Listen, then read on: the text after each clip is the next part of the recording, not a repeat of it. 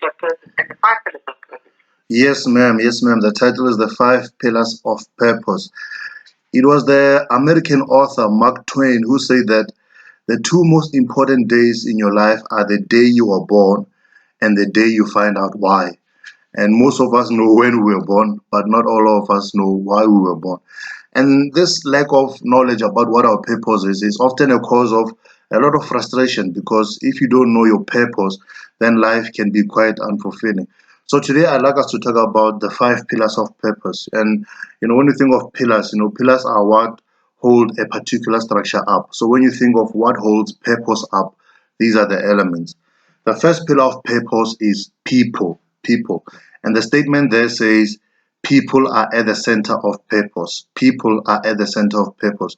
Think of any truly purposeful person in history who made an impact on the world. Whether it's Martin Luther King, Nelson Mandela, or Mother Teresa. Their lives were about serving their generation through their God-given gift.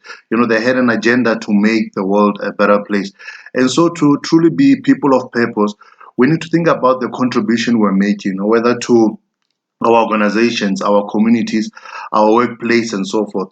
If your life is all about you and how you can advance, then you're not really, living a life of purpose, and you are going to end up very unfulfilled and unhappy.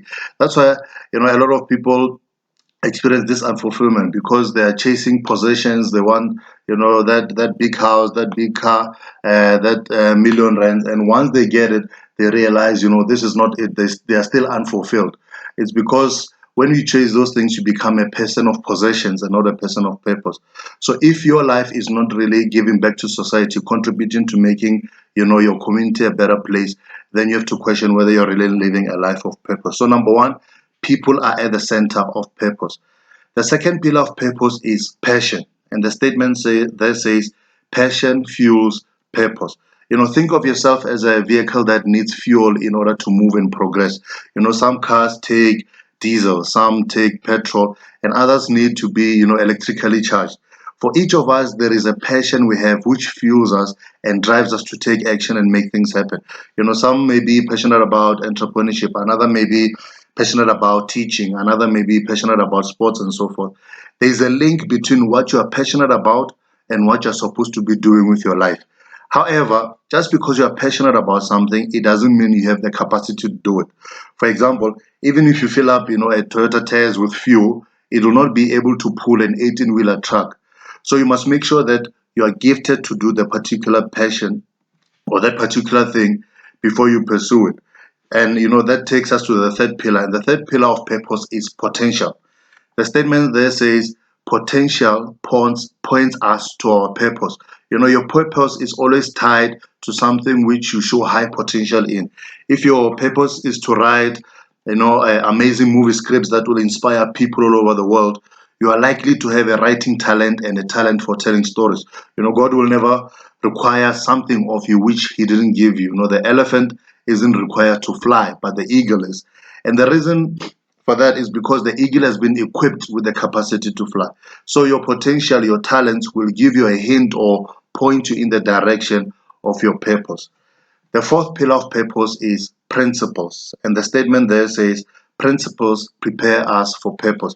Principles speak of your value system. Do you act with integrity? Are you honest in your dealings? Do you treat people fairly? And in reality, principles are more about what you are not willing to do. For example, you can say, in my organizations, we don't do bribes. In my family, we don't sabotage one another, etc.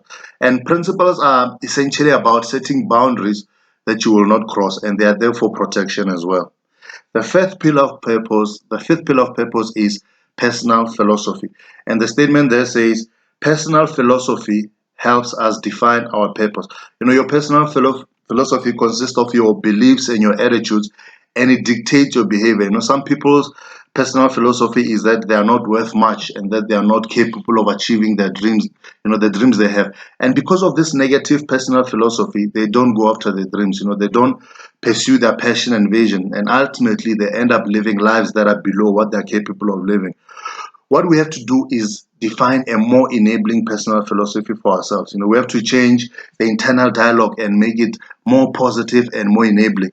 We have to start listening to people who inspire us to become more and to do more. We have to start, believing what God says about us in His Word. And He says, we are faithfully and wonderfully made. We are the head and not the tail. We can do all things through Christ who strengthens us. God believes in us, and it's time that we start believing in ourselves as well. In closing, we said the 5 pillars of purpose are people, passion, potential, principles, and personal philosophy. The 5 pillars of purpose. All right. Well, thank you very much, our conference. I like the first one in particular, the one about people, because sometimes when we think about our purpose, our success, we think only about ourselves. We've got that myopic view. But, I suppose what they say is true, that no man is an island. Yes, but thank you so much for joining us, Confidence. And, of course, we are with you again next week. Yes, definitely. Thank you so much for the opportunity. I highly, highly appreciate it. Thank you very much. Thank you, Confidence. So that was Confidence.